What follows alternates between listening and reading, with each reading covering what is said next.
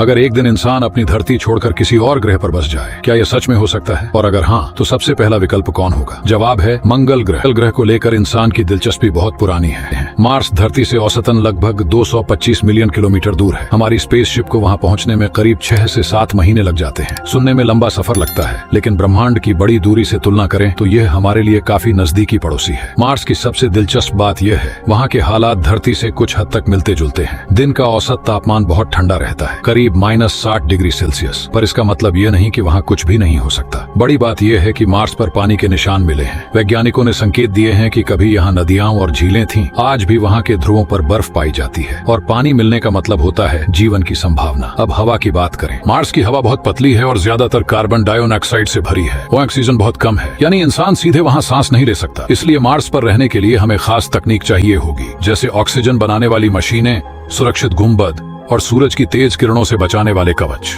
Mars की गुरुत्वाकर्षण भी अलग है। यह धरती की गुरुत्वाकर्षण का करीब 38% है। मतलब अगर आपका वजन 60 किलो है तो मार्स पर वह करीब 23 किलो जैसा लगेगा। वहाँ चलकर आपको लगेगा जैसे आप हल्के हैं और ऊंची छलांग लगा सकते हो। अब मार्स की खोजों की बातें। आज तक कई मिशन भेजे गए हैं। नासा का परसिवियरेंस रोवर मार्स की मिट्टी और चट्टानों को देख रहा है। क्यूरियोसिटी रोवर ने पहले ही संकेत दिए थे कि मार्स पर कभी पानी बहता था। और प्राइवेट कंपनियां जैसे SpaceX का बड़ा सपना है इंसानों को मार्स पर भेजना और वहाँ बस्ती बनाना। लेकिन चुनौतियां भी बड़ी हैं। पहली चुनौती सूरज की तेज किरणें, क्योंकि मार्स की हवा पतली है और यह किरणें सीधे सतह तक पहुंच सकती हैं। दूसरी चुनौती धूल के तूफान। कभी कभी वहां महीनों तक चलने वाली भारी धूल आंधियां होती है। तीसरी चुनौती संसाधनों की कमी। खाना, ऑक्सीजन और पानी हमें वहां खुद बनाना होगा। फिर भी वैज्ञानिक और अंतरिक्ष एजेंसियां मानते हैं कि अगर इंसान कहीं और बच सकता है तो सबसे पहले संभावना मार्स की ही है। अब सोचो, अगर सच में इंसान मार्स पर रहने लगे तो वहाँ के लाल आसमान में सूर्योदय और सूर्यास्त कैसे दिखेंगे? वैज्ञानिक कहते हैं कि मार्स पर सूर्यास्त नीला दिखाई देता है। सोचा है एक ऐसी दुनिया जहां दिन में आसमान कुछ लाल दिखे और शाम में नीला रंग नजर आए। तो दोस्तों, मंगल ग्रह हमारे लिए सिर्फ जिज्ञासा नहीं है, ये हमारे भविष्य का बड़ा सपना भी है। शायद आने वाले 50 से 100 सालों में पहली मानव बस्ती वहां बन जाए। और अगर ऐसा हुआ तो इंसान